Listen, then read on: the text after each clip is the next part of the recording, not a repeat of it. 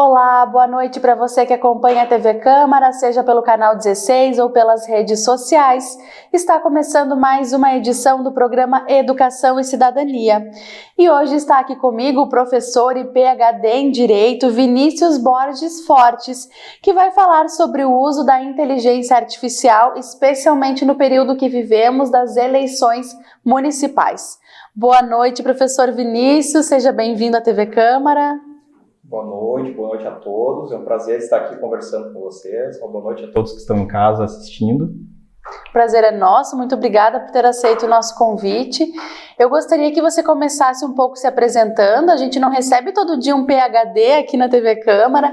Gostaria que você falasse um pouquinho sobre quem é o professor Vinícius, um pouquinho sobre essa sua profissionalização, seu currículo nesta área. Legal. Bom, sempre que alguém me pergunta quem eu sou, eu começo pelos fatos mais recentes, né? Eu sou pai de 2 meninos, né? O Bernardo e o Vicente, né? Beijo, meus amores aí que provavelmente vão ver o papai aí depois. Sou marido da Manu e na minha trajetória profissional, além de advogado, eu também sou professor pela Actus já há 14 anos. Fui professor por muitos anos na graduação, hoje estou só no mestrado, né, conduzindo algumas pesquisas voltadas a direito e tecnologia. E ao longo dessa trajetória de pesquisa, né, fiz doutorado pela Universidade de Estácio de Sá do Rio de Janeiro, um período na Espanha, também na Universidade de Saragoça, onde eu me dediquei a pesquisa sobre proteção de dados e privacidade na internet. E depois tive um período na Bélgica de pós-doutorado. Também conduzindo pesquisas relacionadas a direito, tecnologia e sociedade. Então, lá tive a oportunidade de ser pesquisador visitante, ministrar aulas, enfim, isso foi me dando bastante experiência nesse contato do direito, das questões jurídicas com a tecnologia. Então, isso me traz bastante familiaridade para o tema, né? E para além disso, né, professor, advogado, pai, marido e empresário. Tenho 2 empresas de tecnologia, para a área jurídica, né? Uma que voltada à assinatura eletrônica de documentos, a HiSign, e a HiOrder, que é uma law tech que presta serviços jurídicos com tecnologia. Então a gente tanto trabalha para o cliente final, quanto para escritórios, departamentos jurídicos que precisam de recursos tecnológicos em demandas específicas, né? Por exemplo, produzir provas em ambiente digital. Como é que a gente consegue hoje, nos dias atuais, produzir uma prova de um crime que foi cometido na internet, né? Geralmente as pessoas fazem um print, né, para mostrar, olha aqui, ó, que aconteceu, para mostrar. Só que o print nos tribunais ele não é considerado uma prova segura, uma prova robusta, né? Uma prova muito fácil de fraudar, muito fácil de manipular. Então a gente utiliza uma tecnologia em blockchain, que é uma tecnologia da Estônia, para produzir essa prova em tempo real. Né? Não precisa ir num cartório fazer uma ata notarial, marcar uma hora, transcrever um áudio e se expor, né? Às vezes as situações de exposição são muito delicadas e a gente consegue fazer isso a qualquer hora do dia, em qualquer lugar do mundo, né? Então, se alguém do outro lado do mundo precisar da gente para produzir essa prova, a gente consegue fazer acessos remotos e preservar isso, né? Preservar de forma segura, auditável, né? Então, a gente tem trazido, sim, componentes bem inovadores para o ambiente jurídico, né, com esse tipo de serviço, né. Legal. E agora o tema da inteligência artificial, que é o tema do momento, né. Muita gente que diz aí que é uma hype, né, da inteligência artificial também, né, que é uma tendência, que é uma moda, que daqui a pouco não pega, enfim, né. A gente sabe que tem tendências que vão e desaparecem. Na minha percepção, a inteligência artificial ela veio para ficar na nossa vida, não é assim de um de outro, é de todo mundo, né. Porque ela está muito acessível hoje, né? Se a gente for pensar no que nós tínhamos de tecnologia, eu gosto muito de falar desse marco temporal, porque é um marco temporal que é muito representativo para as nossas vidas, que foi a pandemia, né? A gente estava conversando agora nos bastidores sobre a tua filha ter nascido... É filha da pandemia. O meu caçula também nasceu exatamente quando fechou tudo, né? Ele nasceu dia 14 de março, de 16 fechou tudo. Então ele foi concebido pré-pandemia, mas nasceu na pandemia e viveu a pandemia por muito tempo. Se a gente for pensar o que nós tínhamos em tecnologia na pandemia, ali no comecinho de 2020, a gente tinha muitas tecnologias avançadas, né? Mas se for pensar em documentação, que é o que bate muito aí no universo jurídico, muito papel ainda, muita coisa impressa, muita coisa... presencial até mesmo, a gente falava, física, né? Uhum.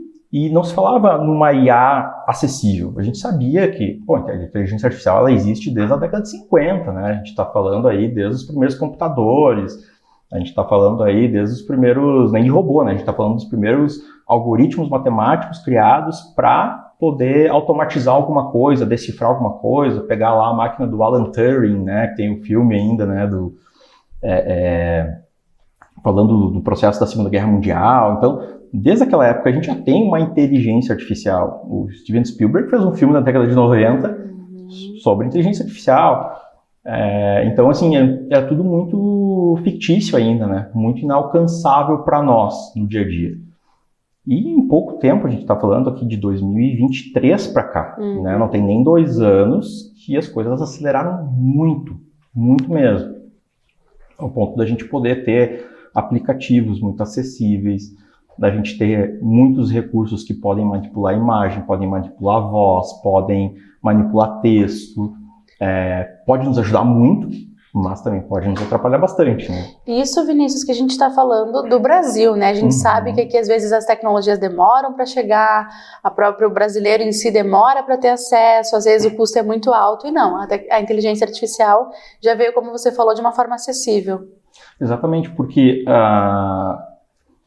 até um tempo atrás, tudo demorava para chegar, né? Não tinha um acesso universalizado em tempo real. Hoje as coisas estão muito rápidas nesse acesso universalizado. Então a gente percebe quando há um lançamento de uma nova versão do ChatGPT, ela não precisa de um tempo para chegar no Brasil. Ela foi lançada nos Estados Unidos, ela chega em todo o globo terrestre ao mesmo tempo, para todo mundo, né? Então, e um outro ponto que é muito interessante de avaliar, isso a gente já vem percebendo ao longo dos últimos anos, né, mas especialmente nessa última década, que o perfil do acesso digital do brasileiro é um perfil de acesso mobile, ou seja, no smartphone, no celular. Tem muita gente que é nativo digital, já nasceu no universo digital, sem ter contato com um computador antes, sem ter contato com um tablet antes. São contatos com smartphones, é contato com uma TV inteligente, é contato com um relógio inteligente, é contato com esse tipo de tecnologia.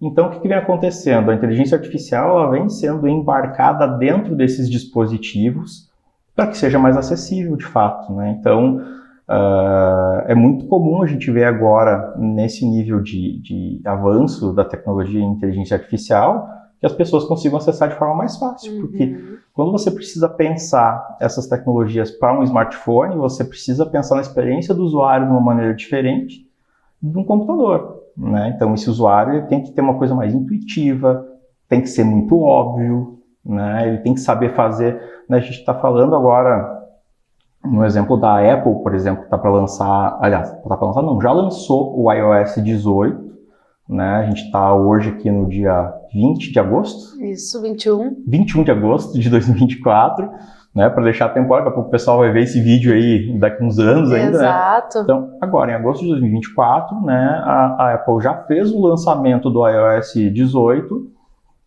que vai estar disponível ainda em algumas semanas para os usuários, mas nesse iOS o usuário vai poder definir, rolar página, trocar de página com movimentação dos olhos, né? O ChatGPT já vai vir integrado com muitas melhorias para entender o comportamento daquele usuário e tentar ajudar ele a melhorar o desempenho, a performance no seu dia a dia, tirar dúvidas. O antigo Google, né, de dar lá, vou pesquisar uma coisa no Google e o Google vai me dar a resposta, já está mudando, né? Hoje as pessoas vão lá para o ChatGPT e perguntam para o ChatGPT alguma coisa, o ChatGPT vai responder. Só que tem algumas diferenças aí daquilo que hoje está disponível gratuitamente, né, em termos de recursos e bases de dados, e aquilo que hoje são recursos pagos. A tendência com o tempo é os recursos gratuitos darem mais do que a gente tem hoje, né? Quando falamos então de pleito eleitoral, as eleições municipais aí talvez sejam as primeiras, acho que são, em que a inteligência artificial está então em alta, né, em evidência, como você falou. Então, o que nesse ambiente, aonde entra a inteligência artificial aí nesse mundo de eleições, de política? Bom, eu acho que no Brasil realmente é a primeira vez que a gente vai ter um processo eleitoral onde a inteligência artificial está tão avançada e tão acessível, né? Onde a gente consegue fazer tanta coisa de forma tão fácil. E aí que tá e aí que mora o perigo, digamos assim. É uma oportunidade, mas é um perigo ao mesmo tempo. É uma oportunidade em que sentido? A gente tem condições hoje, por exemplo, de fazer comparações para fins de decisão. Eu, eleitor, se eu quiser pedir para o ChatGPT acessar uma base de dados e verificar todos os candidatos que estão inscritos para concorrer vereador e puxar da web as propostas que esses caras têm para comparar uns com os outros e tomar a minha decisão do meu voto, pô, isso é uma baita oportunidade para a democracia, né? Da gente poder fazer comparações assim de forma mais exata e não ficar só no discurso, na narrativa. Acesso à informação, né? Exato. Por outro lado, é perigoso porque a gente tem dentro desses mecanismos, desses recursos hoje de inteligência artificial, uma facilidade muito grande para poder alterar uma foto, alterar uma narrativa, alterar um áudio, né? Manipular um áudio, clonar uma voz, né? Que é o que a gente vem falando muito das deepfakes, né? Que é justamente você sair do universo estático para um universo em movimento, né? Uma coisa é você pegar, o Vinícius disse tal coisa, eu vou tirar a fala dele de contexto e vou botar aspas e vou dizer, quando ele foi questionado sobre tal coisa, ele respondeu isso, e aí eu tiro de contexto. Isso era muito comum acontecer, e isso é uma prática bem antiga, né, do ponto de vista da guerra eleitoral. Exato. Né? Agora, daqui a pouco o Vinícius não falou nada, mas eu consigo pegar o rosto dele e colocar ele numa cena específica para transformar a opinião das pessoas a respeito dele. Isso é muito perigoso, porque a forma de distinguir se aquilo é verdadeiro ou não se torna muito difícil por conta do avanço dessa tecnologia. Ela está cada vez melhor, cada vez mais aprimorada, então se consegue fazer hoje com smartphone, né? Esses dias eu estava brincando ali, estava gravando um curso justamente sobre essa questão das provas de inteligência artificial para as eleições, né? Justamente para poder impugnar um conteúdo, alguma coisa. A gente pode fazer jingle hoje em questão de 1 minuto. 1 minuto. Então, pega um aplicativo que você baixa para qualquer smartphone, você vai fazer um prompt ali e vai dizer, olha, eu quero um jingle sobre isso, o nome do candidato é este, tem que falar isso, e eu quero tal ritmo. E ele vai me dar instrumental, voz, letra, e eu posso usar isso, e não tem direitos autorais, entendeu? Exato. Então, assim, da mesma forma como eu posso fazer um jingle para um candidato, eu posso fazer uma paródia ridicularizando alguém, né? E a gente sabe o poder dos jingles, né? Eles colam na cabeça das pessoas. Então, assim, tô falando assim, de música, tô falando de vídeo, tô falando de foto, tô falando de notícias. Hoje existem máquinas aí de desinformação alimentadas por inteligência artificial. E não estou falando os russos que estão alimentando para manipular as eleições nos Estados Unidos. Já aconteceu e vem acontecendo cada vez mais, né? E dos dois lados tem que ter, né, o antídoto para isso, que também acaba se utilizando dessas mesmas tecnologias, né? Até para ter uma certa paridade ali para poder se enfrentar. Mas isso é muito novo para nós ainda em esfera municipal. A gente já viu isso em eleições presidenciais, já viu essa guerra informacional dentro das redes, né? Em ambientes que a gente enxerga. Agora a gente está percebendo que com o processo da inteligência artificial, isso fica muito invisível. Por quê? Não é o perfil do candidato falando tal coisa, não é o perfil oficial do candidato. Não, são perfis robôs, muitas vezes, que estão sendo alimentados por conteúdo que foram produzidos por robôs. Robôs são processos de inteligência artificial e que daqui a pouco estão gerando desinformação, estão gerando cortina de fumaça para desvirtuar o assunto. Né? Vamos imaginar, temos um debate que vai ser feito aí numa rádio, numa TV, e de repente se entra num tema polêmico, um candidato de repente responde mal alguma coisa e aí, pô, aquele vai ser o assunto da semana. Exato. Tu cria uma outra narrativa de alguém e gera uma cortina de fumaça. Para a inteligência artificial fazer isso é questão de minutos. Para espalhar isso é questão de minutos, né? Então, fica muito difícil controlar isso, muito difícil, porque a gente não está falando só de redes como Instagram, TikTok, Facebook, a gente está falando de redes de mensageria, WhatsApp, Telegram, e dentro dessas redes fica muito difícil você acompanhar o que está transitando. Se você não faz parte daquele grupo de pessoas que está se comunicando, você fica alheio a esse diálogo. E isso faz toda a diferença no processo. Perfeito. Né? A gente fez uma pesquisa essa semana, na última eleição, 100 municípios no Brasil tiveram a definição da eleição com menos de 10 votos. Nossa, é muita coisa. É muita coisa. É pouca coisa, na verdade. É isso aí. Mas são muitos municípios. E é muita diferença. Então, se você pensar assim que um voto pode fazer diferença e um fato criado desses, numa véspera, né? Pode mudar tudo. Que não dá tempo nem de defesa, né? Não dá tempo. Professor, a gente vai terminando o primeiro bloco do nosso programa, mas em seguida nós retornamos com outras informações sobre a inteligência artificial nas eleições municipais. Nós já voltamos.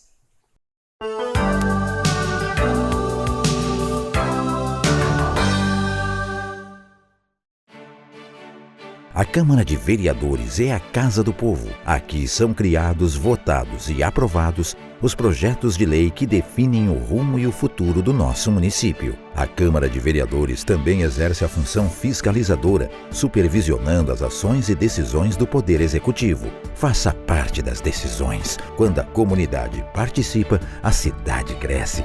E as conquistas são de todos. Câmara de Vereadores de Passo Fundo.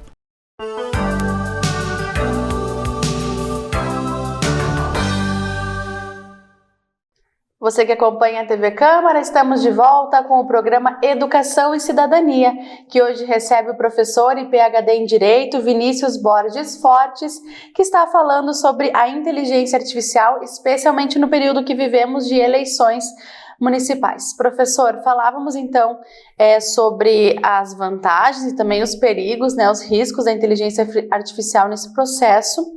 Mas então, como que o Tribunal Superior Eleitoral, né, vem se preparando para isso, para reduzir então esses impactos, para diminuir então possíveis fake news e esses outros problemas que você falava para nós no primeiro bloco?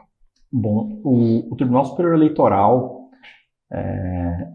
tem uma coisa que, na minha percepção de pesquisador, dentro de um senso crítico, vem atendendo de forma bastante satisfatória no diálogo com instituições que entendem desse tema. Então, já faz alguns anos que o Tribunal Superior Eleitoral, independentemente do presidente do TSE, eles vêm desenvolvendo uma série de ações, que é encomendar estudos para avaliar o impacto disso, buscar amostragens do que vem acontecendo, de onde surgem essas informações e essas desinformações, como elas se organizam, para entender esse processo, né? Então, não é simplesmente criar regras e normas sem entender o processo como se desenvolve, né? Então, isso eu acho muito interessante, porque geralmente as respostas jurídicas e normativas, elas tendem a buscar uma satisfação na sociedade quase que imediata, né? Do tipo, não, estamos preocupados com fake news, então vamos fazer uma lei onde a gente vai dizer, artigo 1º, é proibido fake news. Não adianta nada. Né? Então, dentro desse processo de compreensão e entendimento, eles foram identificando, bom, existem núcleos que se organizam para isso, utilizam algumas redes específicas, em algumas circunstâncias há uma certa omissão das plataformas para que isso aconteça, né?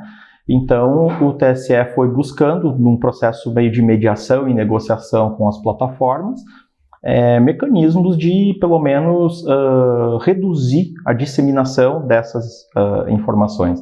Então, um exemplo, quando a gente vê aquele selo, aquele rótulo no WhatsApp, né, encaminhado com frequência, ali já acende um sinal de alerta, né, para qualquer conteúdo que transita dessa forma via WhatsApp, e a gente já percebe que se você for encaminhar aquilo, você já tem uma limitação de número de encaminhamentos para fazer.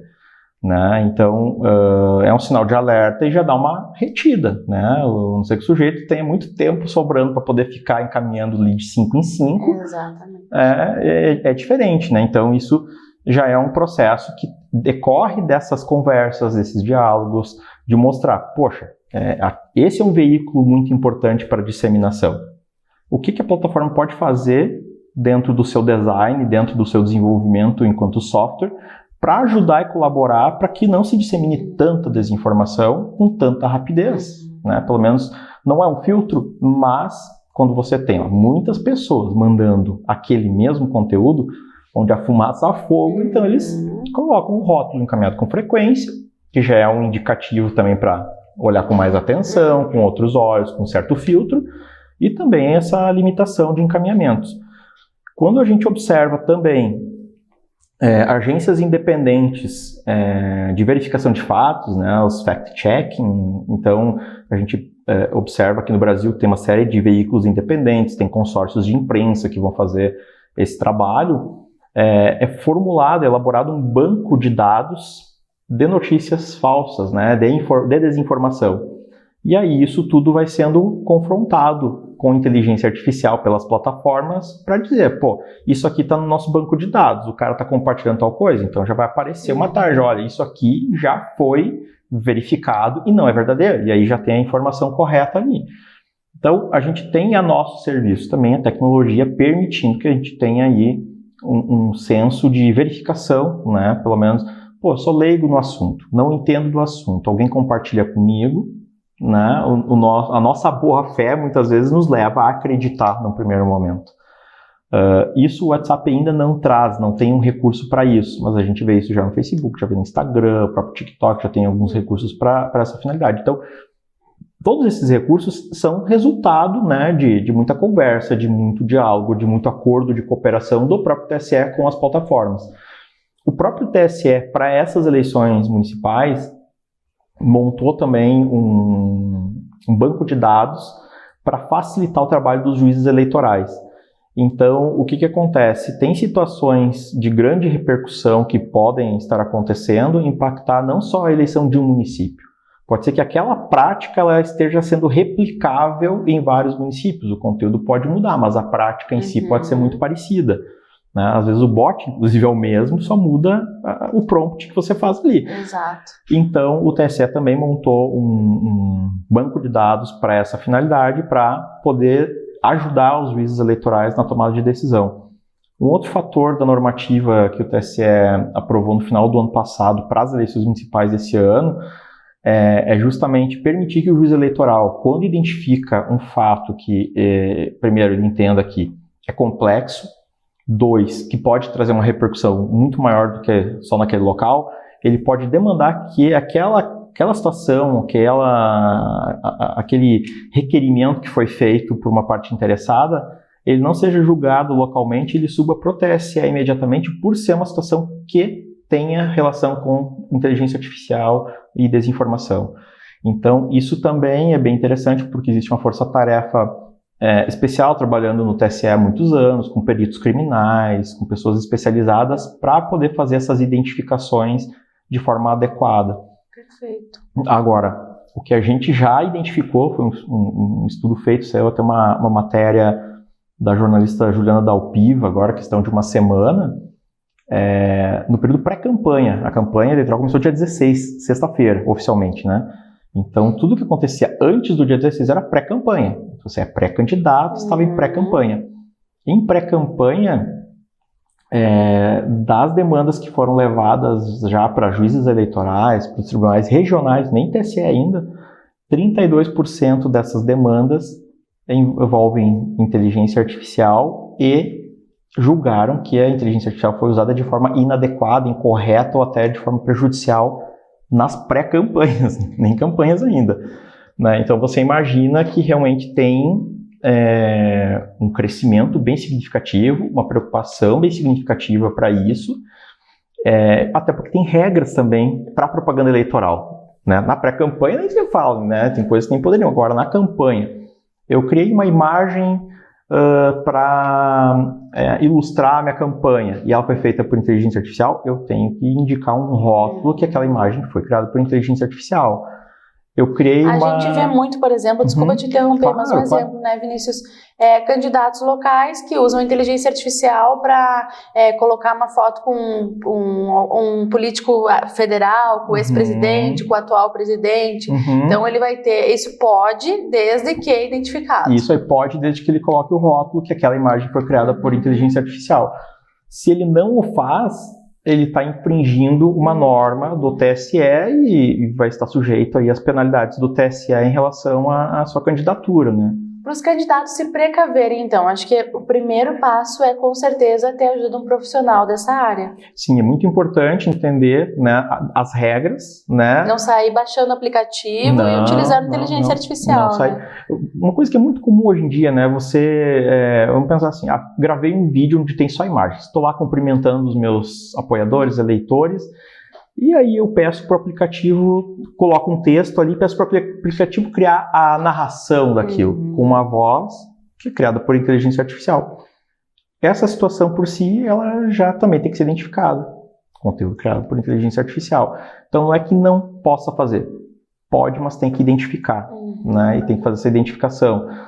Da mesma forma como existem regras para adesivos, em relação a tamanho, o que tem que dizer, tem um gabarito específico do TSE para isso, para a inteligência artificial. É a mesma coisa. O candidato vai contratar uma agência para fazer esse trabalho. Ele tem que ter uma relação contratual bem importante com essa agência para que ela respeite isso e quando ela utilizar, ela identifique que aquilo foi feito por inteligência artificial. Né? Você acha que esse certo selo, essa identificação de que foi feito por inteligência artificial, perde um pouco a credibilidade? As pessoas estão vendo isso de que maneira, né? Você que está nesse meio. Eu particularmente vejo o contrário. Eu acho que ganha credibilidade porque isso é um sinal de boa fé do candidato em ser transparente, né, com o eleitor, né? No momento que você está produzindo um conteúdo, eu particularmente não vejo problema nenhum em usar a inteligência artificial desde que a gente seja transparente sobre o uso dela. Né? O grande problema é a gente aproveitar a tecnologia e utilizar ela de má fé. Né? Então, eu vou lá e produzo um texto usando inteligência artificial e digo que fui eu que produzi. Né? Então, assim, isso é no mínimo desonesto, né? Exato. E assim, não tem problema nenhum em usar a inteligência artificial. Ela está aí para realmente facilitar a nossa vida. Ela pode nos ajudar com um monte de coisas. Agora, nós estávamos comentando antes nos bastidores aqui, férias e tal. O meu roteiro de férias agora, eu fiz usando inteligência artificial. Eu comecei, a minha esposa queria ir para um destino que a gente já tinha ido 3 vezes. E eu fiquei aquela coisa assim, mas de novo. E ela, mas é tão bom. Vamos de novo porque é bom. Eu disse, não, eu sei que é bom, mas vamos para um lugar diferente. Assim, então me apresenta uma alternativa no mesmo nível da outra. Beleza. Como é que eu vou fazer isso? Antigamente é Google. E aí fica. Eu pensei, eu vou testar esse negócio, trabalho com isso, né? Vamos ver como é que é a experiência de tentar encontrar algo. Tinha um bot específico criado dentro do ChatGPT, de um portal que inclusive faz pesquisa de hotel, de passagem aérea, e pediu, olha, minhas últimas férias foram para tal lugar e foi ótimo. Eu quero alternativas nesse padrão. Me apresenta pelo menos 10.